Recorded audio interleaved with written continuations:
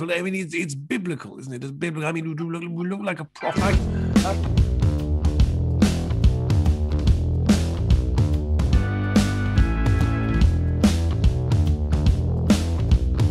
Good evening, everybody. Welcome to episode 9.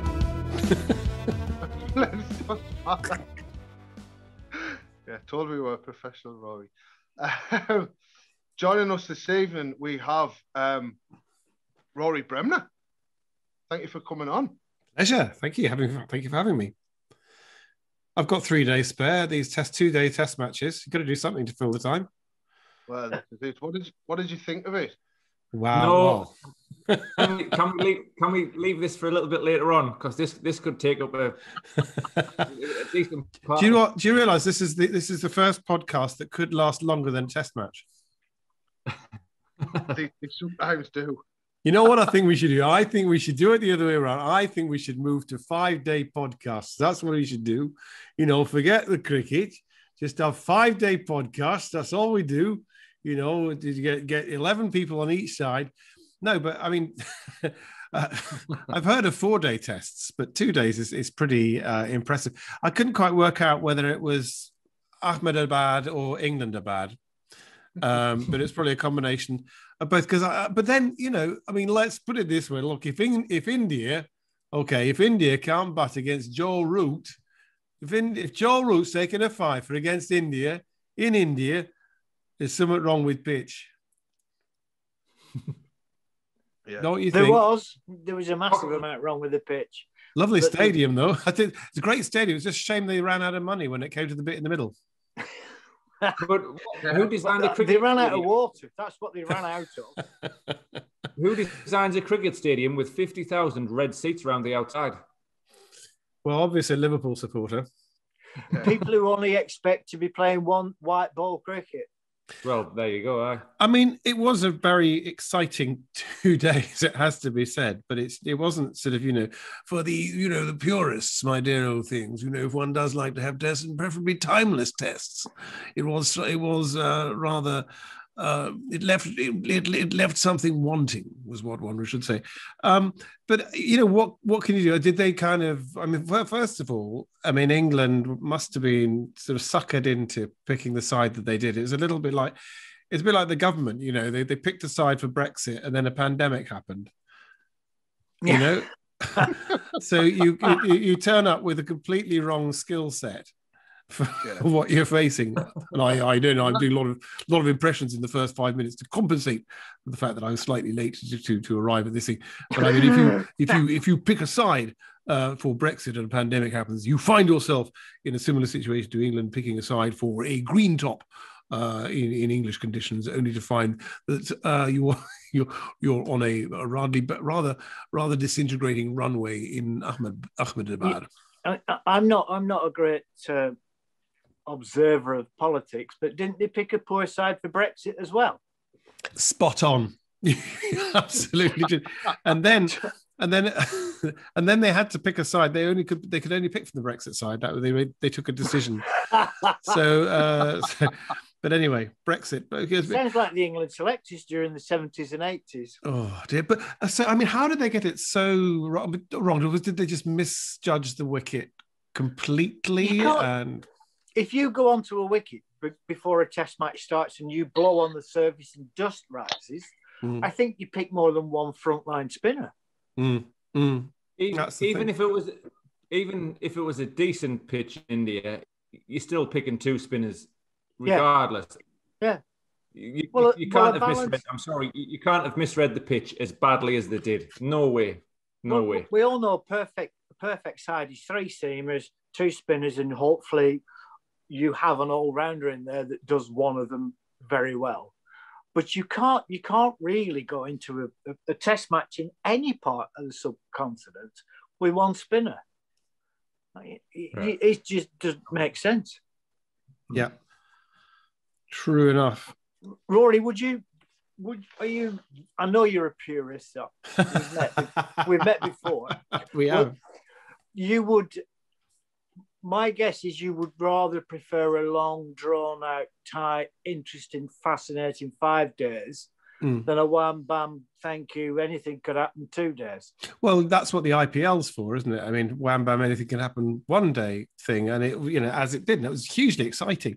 So yeah, but I mean, there is the ebb and the flow of a 5-day Test match. I mean, I suppose what kind of salvaged it was the fact that India were the same. So you had that extraordinary day. When was it?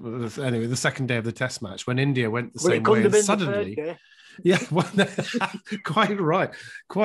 Well, I mean, I can remember back in the West Indies when I first got into cricket, and it was Brian Johnson who got me into the Lord's Taverners.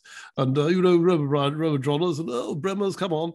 And I remember once we were doing, I think it was eve of Test match dinner. And I don't know whether it's an eve of Test match dinner. It was West Indies. So it might have been the Saturday. It might have been the end of Test match dinner. Because those Test matches were quite. But I remember Jonners in the middle. He was speaking in a tent, and halfway through it started to rain, and you heard the rain pounding on the tent roof. And Jonners just looked up and said, "Is that rain or are the West Indies pissing on us already?" So we have met some pretty strong sides. But yeah, I mean, I think the fact that India really struggled, and so they were all out in sort of half a day or something, and England emerged just only sort of 30 runs behind or something, suddenly made it exciting as opposed to just one side collapsing completely and the other one just all over them. But yeah, you kind of want it to last 4 days at least. I wouldn't be against 4-day tests completely, but yeah, 2. 2's not good. No, and Joe Root, my granny could play Joe Root with a stick of rhubarb, couldn't she? All that stuff. So I've been watching Channel 4, but listening to Mark Nicholas and Goffey on Talk Sport, and occasionally flicking to the Cricket Social on BBC Sport Aggers and Andy Zaltzman, who I love. Andy Zaltzman's a brilliant stand-up, fantastic stand-up comedian. He's written stuff with me and for me in the past, and I mean, his master of statistics. I mean, as I say, he would have, in the course of 2 minutes, he would have got out more statistics than I've managed in the last 15. So I've been listening to that. But what Goffey was saying was, if you've got countries which, like we do in England, you prepare the pitch so much to suit your players. How about, would it mix it up if you then said, okay, so the visiting team's captain gets the choice. It's not a toss at the beginning. You can choose if Joe Root, okay, right, in India, they get the pitch, they make the pitch to their liking, but then Joe Root can decide whether he wants to bat or bowl. Is that interesting? We've had this in county cricket for the last 5 years, Rory. So first class cricket for the last 5 years, if you're the away team, you're allowed to choose to bowl first. If you want to bat first, you've had to flick the coin. Oh, right. I didn't. There's me 5 years behind. Go to a toss as normal. But if you're an away team and you want to bowl first because you think the home team's preparing an advantage in the wicket, then you can just turn up and say, right, we'll bowl first on that. And how does that work? How's it worked out? I think it's a bad rule. I don't think it's really made it. The reason for it was they wanted to try and produce more spinning pitches in England. Mm-hmm. Obviously to produce young spinners and develop a game plan against spin. Mm-hmm. But it's kind of gone the other way, to be honest. Foxy, I don't know how much you've followed first-class cricket the last few years, but it hasn't really worked the way the ECB wanted it to work. It seems to have made wickets that when you rock up, you're not sure. Yeah. You're not sure. It's not a definite sort of wicket. So in some ways, that might be a good thing. In other ways, it might be a bad thing. I don't know. But I'm not so sure it's made a difference, really. No. You should base... I mean, it is incredibly difficult to say. Nottinghamshire won the championship in the 80s, and their groundsman got fined £30,000 for doctoring the wickets, but they won the championship. So the groundsman didn't pay the fine, the club paid the fine, but all the winnings. So it's a never-ending cycle of things. I mean, we used to have home umpires in international cricket, then it went to away umpires. And now I'm going to jump in there. Yeah. How bad has the third umpiring been in this series, by the way? My goodness. The standard of even the videos available and the footage, the camera angles available between the home team and the away team So, Yeah, something's you've not obviously right never there, is it? played in the subcontinent. They have a way of melting things into things that suit them. I was told by, I think it was one of the Cowdreys, but not Graham or Chris. It was Jeremy, the non-playing.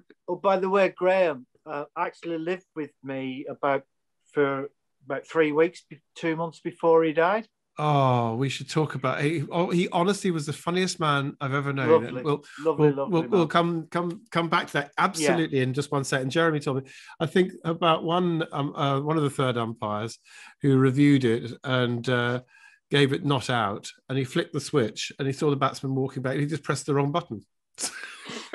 So at least we haven't had. Well, maybe we have had pressing the wrong button, but yeah. So getting away from to Graham. I mean, Graham Cowdrey. For those, all cricket lovers, I'm sure, will be familiar with the name. Kent people more familiar with Graham. Obviously, Chris's brother, but he was best man at my wedding when I got married with Tessa.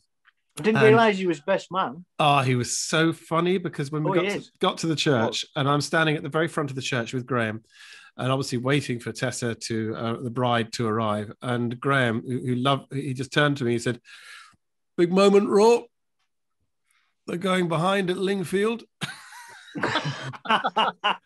Because of course he loved his horse racing, and the two things about that is going behind. It wasn't starters' orders; it was better than that. It was they're going behind, but also effortlessly Lingfield. If you said they're going behind at Newmarket, it wouldn't have been so good, or Ascot. But Lingfield was wonderful. And you and I know a great horse racing commentator who loved his cricket, Julian Wilson. JDB Wilson, slow left arm, and he was a terrible snob, Julian Wilson, and he lived out in South Africa in the winter. He'd go to South Africa on Boxing Day and come back in time for the Cheltenham Festival, but he was a particular snob, particularly about wine. And so we go to a restaurant in Cape Town, and we get there about 10 minutes before so Graham just says, "Just going to do a little trick here." So he goes away and he orders a bottle of wine and he wraps a napkin around it. And when Julian arrives, he's a snob about wine. Graham says, "Oh, I hope you don't mind, Wiz. I've just ordered a bottle of the house wine. I don't know if you fancy it." And Julian goes, "Oh, well, let's see what it's like." And so he has a little bit put in his glass, tips it back. He goes, "Oh, that's almost undrinkable." And Graham says, "Well, bit of a shame, Wiz, because it is your favourite." He unwraps the napkin and he'd bought Julian's favourite wine and he'd not been able to identify it. But there's a great story of, Rob Key. Do you know this one? Rob Key. So he's just arrived at Kent. He's a sort of rookie at Kent. And Graham, who's been there for many years, says, "Rob, little ceremony we've got to do." So he says, "See that woman over there in the crowd? She's a tremendous Kent fan. She's just done so much for the club. She's raised so much money. She's a great absolute. So we're going to make a little presentation. We've had this little crystal object made for her, and could you go around and present it to her in the tea interval?" So Rob's given this beautiful sort of crystal thing, and he goes around and he finds the woman in the crowd and he presents it to her and said, "This is from all the Kent players for all your support over the years." And he gets back to the pavilion to find that Graham's giving him an ashtray. And he would do that, and there was never any malice in it. It was just he was naturally the humor would just flow out of him, and I'm so pleased that it's nice to talk on a cricket forum about somebody that we all loved, and he'd had some fun times as well in the last few years because the ECB, he was talking about match referees, of course, weren't we, as we were, he was kind of a liaison officer, wasn't he? Yeah, well, he was up at Durham, wasn't he, Rushy? Yeah, the only reason I kind of got to know Graham the last few years is sort of is match referee stuff. And for me, I always try to make a point to, on a morning, the first day of the game, go and see the umpires, see that, just to say hello, as obviously fast bowler, trying to get a few decisions my way as you do. But now when Graham's there, you always end up sitting down and you're with him for a good 40, 45 minutes to an hour every morning, just having a bit chat. Absolutely lovely fellow, and for someone who didn't know him as well as you guys, it was such sad news. So I can't imagine how you guys feel and stuff. What's the worst car park? Is it? I think it's Leicester, isn't it? There's a tiny car park at Leicester. Are we talking about dogging now? Not yet. We'll get onto that later on. No, sorry, we'll get onto that. We'll get onto that later. So the Leicester, let's say it's a very, very small. Huh? The list we've got. Oh, we've got a look. Yeah, that's on the list of topics. It's down. You're on about Grace Road. Yes, Grace Road. Apparently, very, very small car park. That's right. And Graham got there early one morning before Chris, his brother. And when Chris got there to the ground, he's thinking, "Oh, where am I going to park? Where am I going to park?" And he arrives at the Grace Road, and just right next to the prime place, there's a big sign. It says "Reserved for Opposition Captain Chris Cowdrey." So I think, "Well, this is great." He parks his car in there, and about an hour later, the chairman of Leicester Cricket comes into the dressing room and says, "Who's parked my car in my parking space?" And Graham had taken away the chairman's parking sign and put Chris Cowdrey just to wind his brother up to get him to park in the chairs. I mean, just really, really silly stuff. And but just loved him. He was a huge Van Morrison fan, of course. Saw Van Morrison nearly 200 times, if not over 200 times. And I remember he took me to Brighton once. I was doing a show for Bomber. Bomber Wells, that's right, in Brighton. And Graham was there, he said, and Van was playing at the Dome in Brighton that night. And he said, "Come on, I want to show you something." And I met the band, and Van wasn't there, so I got to sound check. And he said, "Go on, I want you to sing. Have I told you lately?" As Bill Clinton. So it was, "Have I told you lately that I love you? Have I told you there's no one else?" And it was wonderful to sing and I think he probably asked me to do something as Robin Cook. Robin Cook was always one of his favorites as well. But so I did a sound check for Van. There's all sorts of different people, and that was Graham who put me up to that. So anyway, wonderful guy. Did Graham ever tell you the time he gave? He met him backstage and he gave him a Kent V-neck sweater. Right. Whatever size Graham gave him was about 5 sizes too small. So he came on stage wearing this sweater it was just round here and up to his midriff, and the sleeves are up. Oh, and Graham said he wore it for the entire gig and just sweat was pouring out. And Graham said I felt guilty, but I couldn't help smiling. Oh, wonderful. But it's cricket kind of, it does, it does produce great characters, doesn't it? I mean, so it's one of the many things we sort of love about the game. I mean, Brian Close, there's another one. Did you know, you knew Closey? Oh, God, yeah. And he was kind of mad, wasn't he? Like, feels so close at short leg. And then it all get hit on the skull. He said, catch it, as the ball went up in the air off his head. We were talking just before we came on here. Why is there a cross-pollination between artists, i.e. musicians, actors, people like yourself? Why is there a cross-pollination between them and sports people? I don't know. There may be something about the performance thing. I mean, I'll come into it, but cricket in particular, I tell you now that the best comedians around, the ones that I really, really rate, and you should get them on the show. So many of them are absolutely, but encyclopedic on cricket. I mentioned Andy Zaltzman already, who is, that's taken over the role as scorer on TMS, but he is completely encyclopedic. To the extent the other day I was listening to the special to the social BBC Cricket Social, and he was talking about what pitches were like in the 1870s. And the 1880s, and the last England captain to take a 5 and apart from Bob Willis in the 1980s, who took a 2 or 3, and it was the one before that. So Andy Zaltzman, Mark Steele. I don't know if you know Mark Steele. I know Mark really well. And Mark, he's brilliant. Mark, I love him. Wonderful comedian, and he met. I hope he doesn't mind. This is one of his stories, but Geoffrey Boycott. They met Geoffrey Boycott, and he had his son with him, Elliot. And he said earlier, he's great. You must come and meet Geoffrey Boycott. You must come and meet Geoffrey. So he took him out to meet Geoffrey Boycott. And Mark said, this is my son, Elliot. And Geoffrey Boycott says, hello. He said, do you bat or bowl? And Mark said, that wonderful thing. Yeah, the idea. Geoffrey Boycott, he'd be at the ends of the earth meeting some Alaskan woman carrying a shopping bag from some glacier. And the first thing he'd say to her is, do you butt or bowl? So there's Mark Steele. Mark and I went to the World Cup semi-final to Edgbaston. Oh, wow.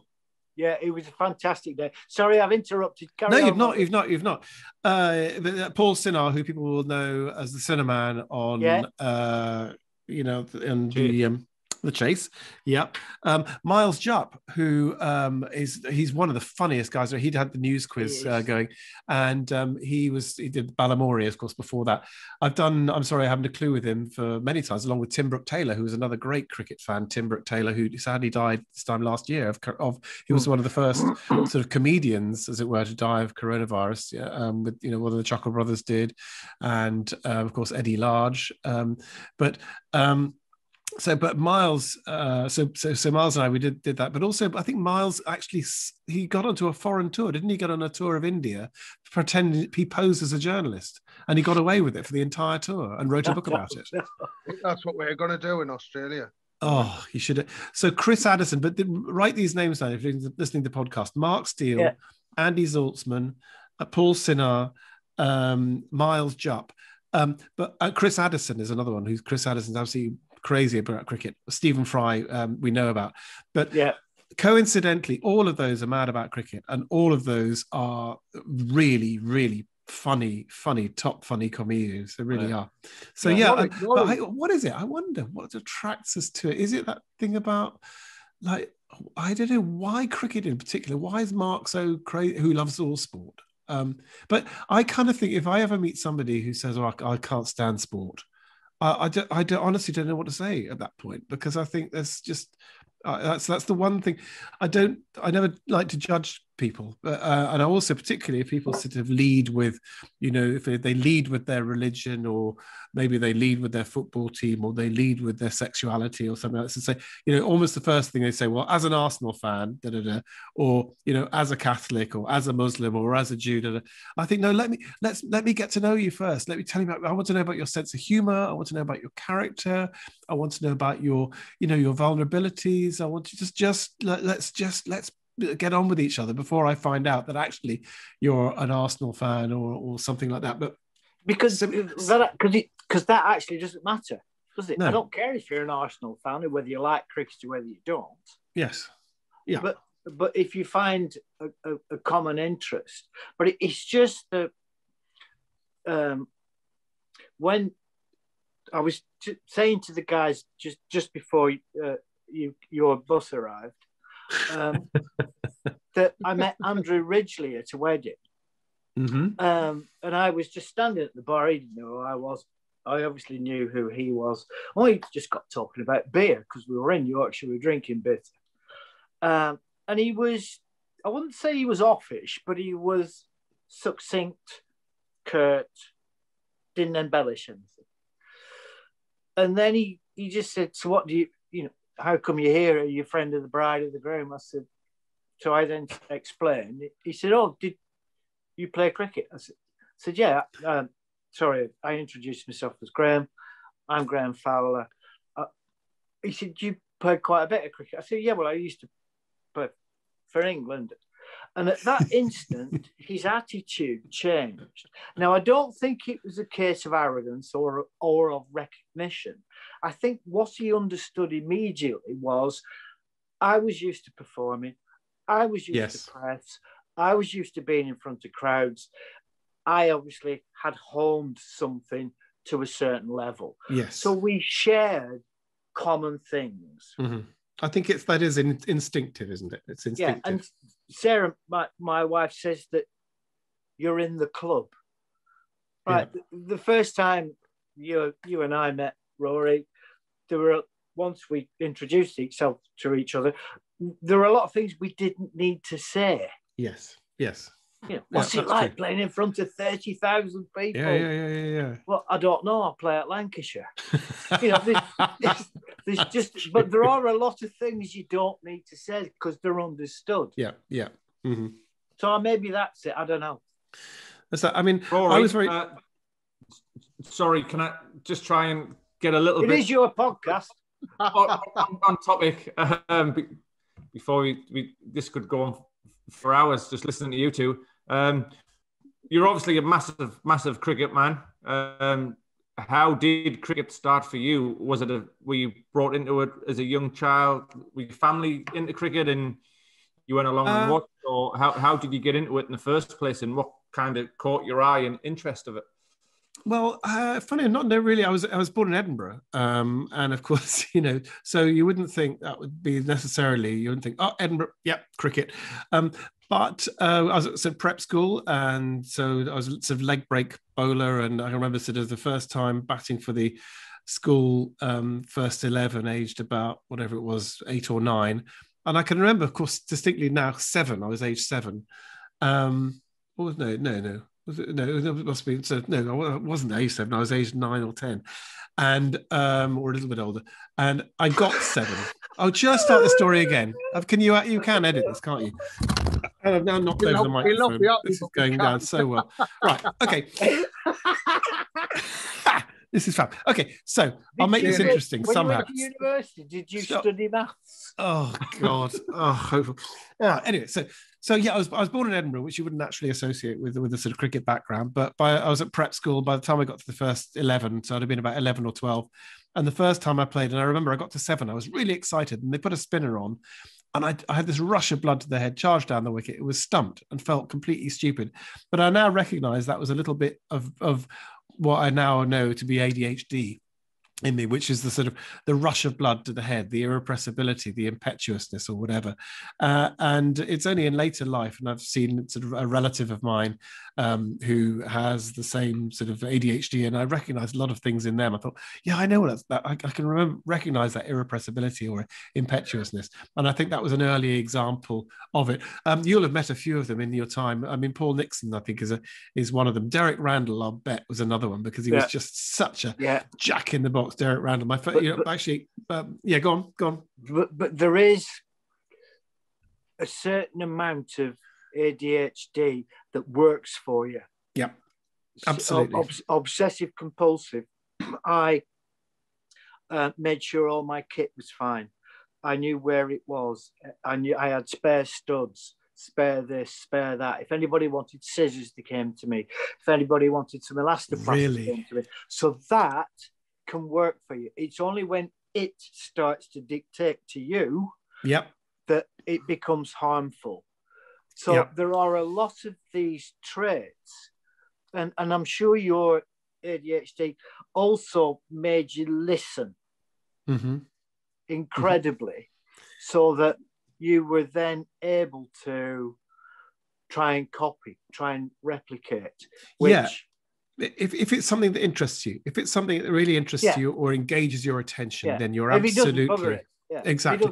So I just wish a lot of sportsmen would sort of come out, if you like, with the ADHD thing too, because that would take away some of the stigma from some of the younger players. But I mean, I'm just sure you look at sort of something like Derek Randall. I mean, you could just see in his body language and the way he's what Scots would call a spring-heeled jack, and I can't go to mention. Was it Arkle? Was that his nickname? Yeah, that was his nickname. He had 2. One was Arkle, one was Rags. Oh, Rags, that's right. But the one story I remember was somebody went round to see him for tea, and he answered the door in his pads, wearing his cricket pads. He used to make his missus wear them to break them. I was getting to that.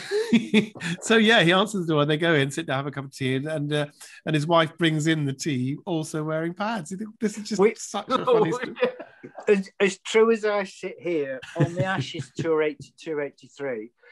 We got to Perth and we had a reception before the start of the tour. Not a ball had been bowled. So we're all there in a tour uniform, which was made to measure and fit none of us. And I'm nearby Arkle, just happened to be. And there's people walking around with these trays, and you're taking bits, taking stuff off. And after he went, "Hey, Foxy, this jam's salty." I said, "It's caviar." Oh God! And that was him through and through. Oh, through and through. So we're back to characters again. I mean, that's what I've most enjoyed about cricket. I mean, I played a little bit at school. Then I went to school at Wellington.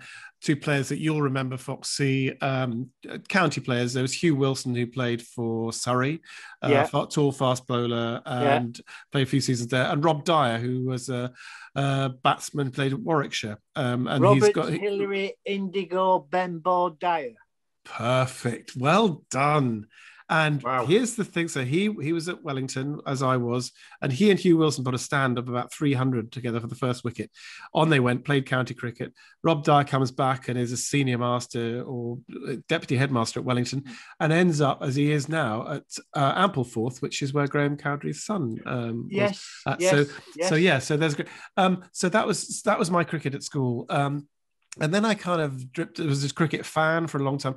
We lived in Hampshire for a long time. So, and I knew, of course, the great David Gower, Lubo. And I mean, the great thing about Lubo is he never say anything directly. He wouldn't say that was plum LBW. He'd say that was not unadjacent. You know what I mean? Or I think it's fair to say a fairly good time was had by all. A certain amount of alcohol was consumed. And we went home, that wonderful sort of laid back. So I was a huge David Gower fan and got to know him a little bit. And then he came to see a tour show at Leicester that we did at Nottingham, because he lived in Leicester at the time. And I remember that our, like other comedians, Steve Steen, who was a brilliant improviser, and Steve Brown, a wonderful musician, on tour with me. And we ended up that evening in a Nottingham hotel, having rolled up a ball with sellotape, playing cricket with David Gower in the hotel lounge. And it was just fantastic. And then moved to Hampshire, and he's down there. And those are the days of Mark Nicholas, Robin Smith, Malcolm Marshall. Judgy was just such a great. That sounded a bit more like Lammy than Judgy, but Robin Smith was just great fun. I remember watching it, and they made it to what was the September final? The NatWest, was it? NatWest. That's right. And they beat Surrey when Surrey had who's the great Pakistani? Yes, they had that's right. They had terrific side, Surrey, and Hampshire beat them. And Mark Nicholas couldn't play in that game because he'd broken his hand in the previous game or something like that. Which made the team stronger. It did indeed. I thought they had a good lineup. Paul Terry came back in the side, I think, for that. Anyway, then ended up with playing a lot of cricket with David English. David English, like Loon. Hey, Foxy, great! Such enthusiasm for the game. So many people who played for England, gone on to play for England, started out in the schoolboy cricket with the Bunburys. David English, always supported that, and so I started playing with sort of celebrity cricket. But it wasn't about quality; it was about quantity. Sometimes it became a bit of a circus. So I'd love to field in the covers. I'd love to field actually at point, at cover, or in the gully. And sometimes you look over to kind of mid-off, and there will be 6 fielders between you and mid-off. You know, you'd be fielding and there'd be cover point, and even between cover and extra cover, there'd be 2. And you realise that David he's just said to 15 people, just come along. But then you did find yourself playing with Azharuddin, for goodness sake, you know, Mohammed Azharuddin, or with, you know, I remember the Malcolm Marshall testimonial game, and you know, I got to bowl at Brian Lara. Got a ball turned. He was trying to hit it into the sea, which is odd because he was in London. He was going for the most almighty Royal Horse Guards. That it was at the what's it called? It's honorable artillery company. It's right in the city. It's a square. It's a cricket square. There. Oh, Foxy, how amazing! I played the drums that night in the gig, but you've gone by then. I was so embarrassed because, you know, there's a photograph of me having just bowled Brian Lara, and all I was just embarrassed because I thought, oh no, because they didn't come to us. Somebody said they didn't come to watch me bowl. Yeah, yes. They came to watch Brian Lara. So that was a great day. And but I also, another day was with Lammy at Northamptonshire doorstop. You know about Foxy, you know about this. And but like I think it might have been 6 asides or something, and Lammy got some like charity thing going. But I think Charlie Alsop, Diana's brother, was in charge of the team, and Charlie had said to like Chris Cairns, like the New Zealander, and he said like you got to give Rory a couple of fast ones first up. So the first ball went flying past my nose. I thought, crikey, I'm not a cricketer. What's going on? There's Chris Cairns, this kind of wild New Zealander, and it was quick. I thought, bloody hell, that's quick. And the next ball was just about on a length, but really quick. And what's that expression where it went through the top? It just spat up, and it hit my hand, and it really hurt. What's that? And so I shook my sort of hand, got to the other end or whatever. And the next ball, I went to play it forward defensive, and the jar went right the way through the bat, up the thing into and I had to go off, and I realized he'd broken my hand.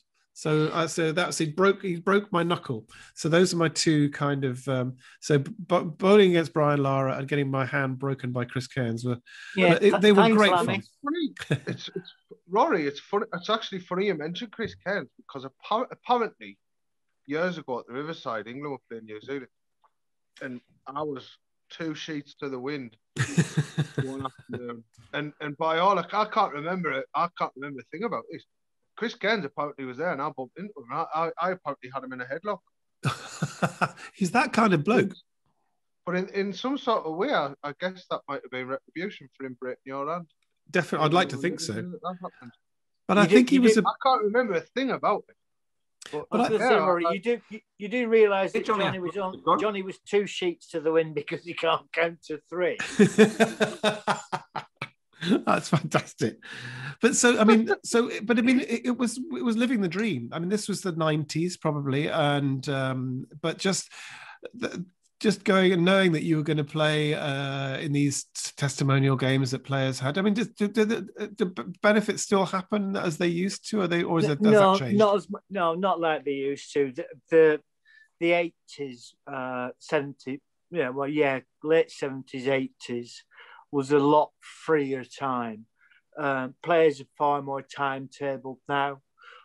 They're not allowed to do things like we used to, and one of the things being is that most county cricketers now are on a 12-month contract, whereas in the 80s, you April till September, and you did what you wanted after that. So that was a lot freer. I remember Lammy, Gower, and myself going skiing to Verbier. Oh wow! Just before the 1984 series against the West Indies. That's impossible. None of our counties knew we'd gone, and we don't tell them because they wouldn't have allowed. These days, they wouldn't allow you to go. I mean, we just went. And we said, sod it, and we went. And you'll appreciate this. Gower had Vicky with him. Mm-hmm. Lammy had Lindsay, and I had my first wife. Off we went, and we were spending a fortune. So we decided we'd stay in this beautiful chalet, and we'd have an evening in and cook and stuff. So me, Lammy, got a trolley, went around the supermarket, and we got to the checkout, and we were feeding all the food through, and then we turned around and Gower had a trolley full of champagne. It cost us more to stay in than it would have done to go out.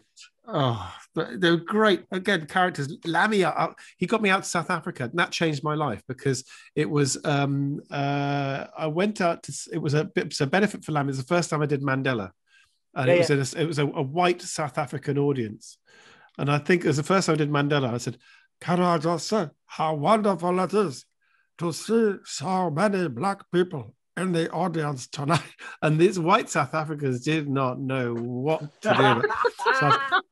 And I did some joke about, I was asked to do a show for Robin Smith's benefit. And I said, I spent nearly 40 years on Robin's Island. Why would I want to do Robin's bloody benefit? So that was, and it was in Cape Town, and that's where I met Graham and Maxine, his wife, for the first time. We were staying in a hotel together, and I just got divorced, and I was at a bit of a loose end, and kind of, I think I was kind of just a bit just at that part of my life, a bit confused, a bit lost, actually, to be honest. And Graham, who was tremendously Christian, and Max, they just sort of scooped me up, and we just went on from there. But I remember, and Lammy, I think that he put me up at a hotel. And the second night, he said, "We're going to have a braai or something," and he said, "Raw, like this red tide. I've got all these langoustines." He said, "But it's fantastic. You're only allowed to get 8 of them. You're only allowed to get 8." I said, "How many have you got, Lamb?" He said, "I've got 37." Something like that. And when he came to my wedding as well, like Graham did, and he went on a bit too late the night before, and he couldn't get it. He had to climb into the hotel through the window, or something like that.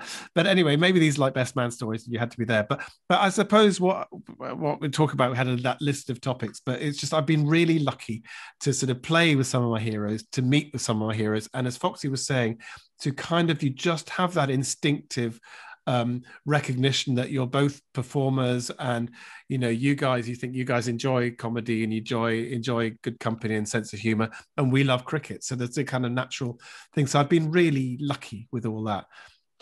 Yeah, well, so have I. Going that way. It is delightful, isn't it, really?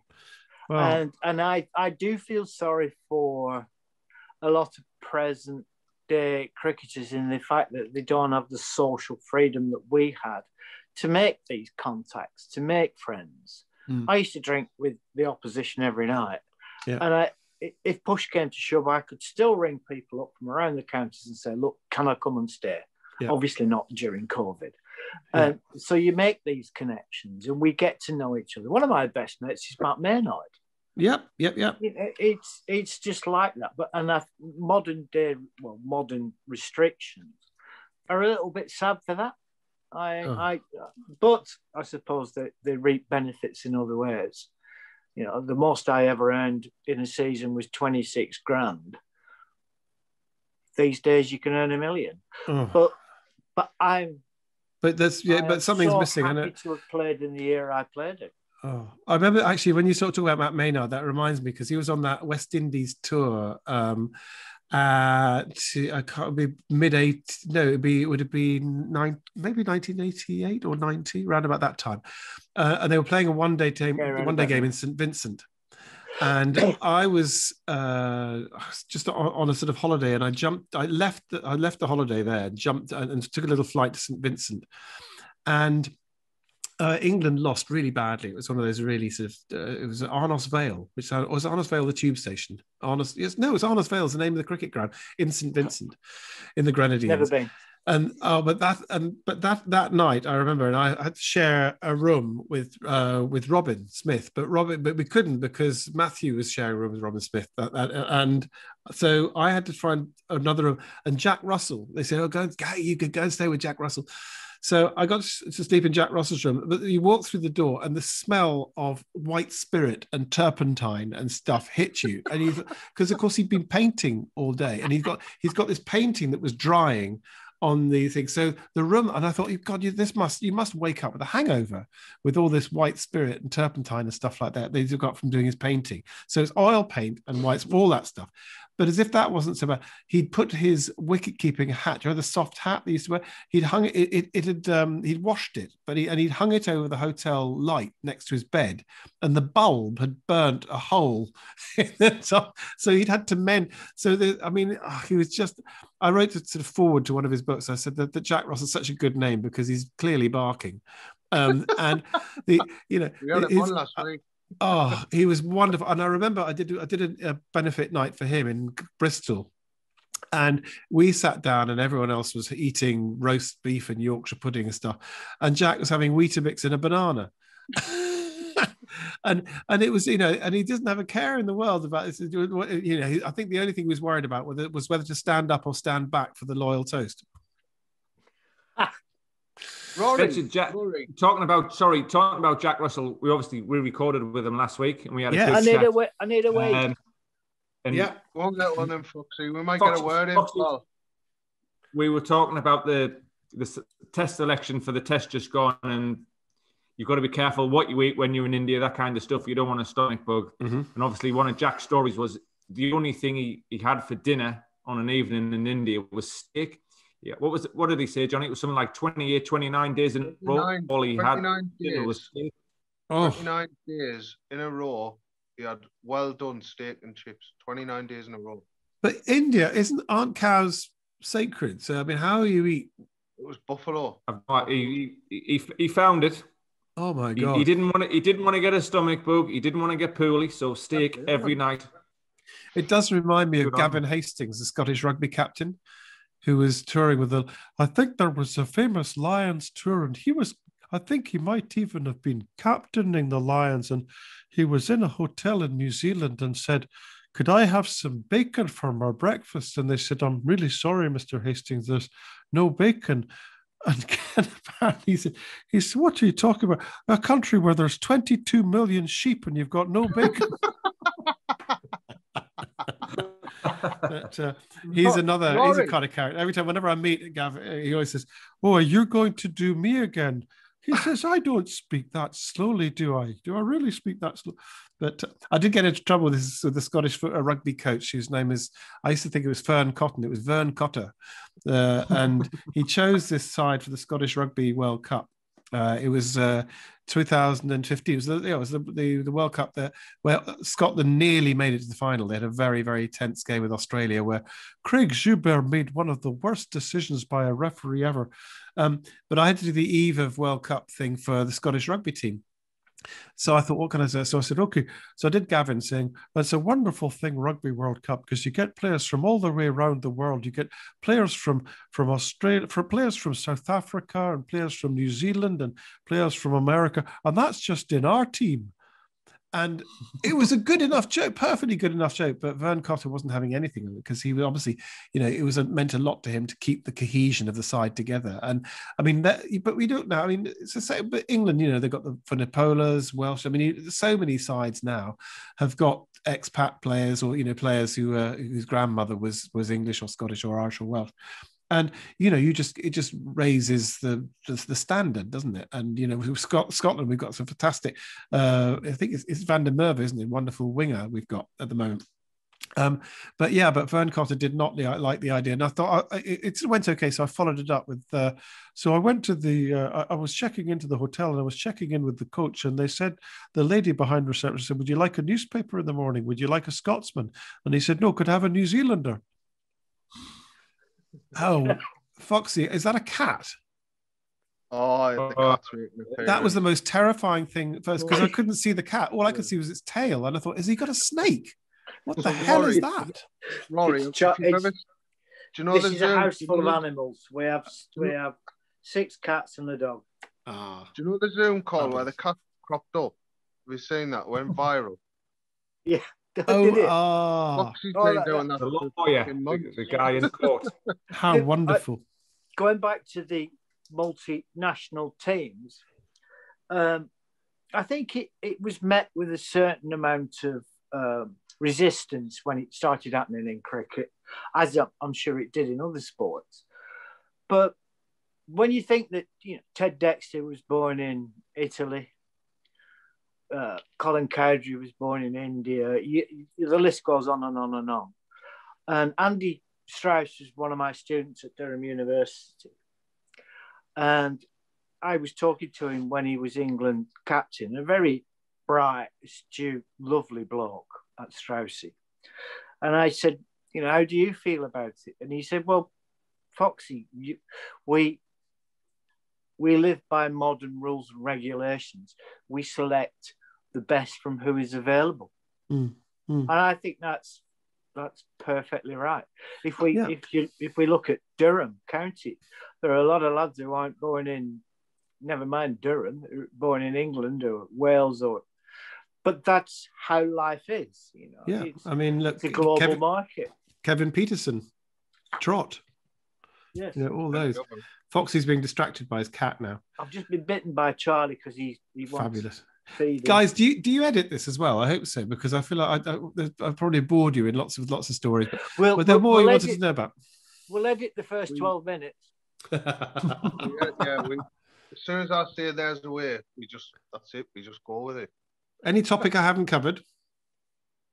The only question I wanted to ask, and I don't know whether this should be the last question, I think, right? How important do you think has cricket been on your career? Career or life? Or both. Career. Well, actually, no. How much of an impact has it had? Big in the career because 1985, I was kind of breaking in that sort of way because I did the Wogan show in 85, May 85. And it's ridiculous. I was so nervous. I was just beginning and just started out. I'd done the Edinburgh Comedy the year before, Edinburgh Festival, where I came from Edinburgh, obviously. I'd done my show with Mark Steele, Foxy, me and Mark Steele and Jenny Eclair. That was the three. Me, Mark Steele, Jenny Eclair, Edinburgh, Masonic Hall, Masonic Lodge, 1984. So 85 did Wogan, but also 85, I was doing stuff at Capital Radio. The Paul Hardcastle record 19 came out. And I don't know what it was, but I just thought, hey, this would be hilarious. Why don't we do it? And so I ended up writing that thing, commentators, no, 19, not out. And instead of being about Vietnam, it was about England cricketers, you know. And it was you had to stick it on during the podcast. I can't remember all the lyrics, but we got Brian Johnson in there. We got John Arlott. It's a long, slow, lazy delivery, but it's the best I can do. His was all these sort of silly random jokes. Ended up on top of the pops. They got to number 15. So that year it was sort of like breaking on the sort of comedy thing, having a top 20 cricket hit. So it kind of was part of it. And I've got a poster behind me of me sort of next door of my first tour, which was me and Stephen Allen, who did Margaret Thatcher for Spitting Image, and Jeremy Hardy, brilliant comedian who died a couple of years ago. Wonderful comedian. And that was the first tour that I ever did. That was at 85 as well. And so, yeah, it was part of the year that launched me that year. So cricket was very important. And then lots of benefits and testimonials over the years. I know that's part of my question earlier on about asking, has that changed the benefit thing? Because I loved those, so many evenings for so many different cricketers. And then I don't know whether nowadays it's sort of Jack Whitehalls or the Michael McIntyres or people that get asked, or they just don't happen those evenings. But I love those. Rory, I had my benefit year or testimonial, as we call them now. I had mine in 2019, so 2 years ago was mine, and it was terrible. Oh, really?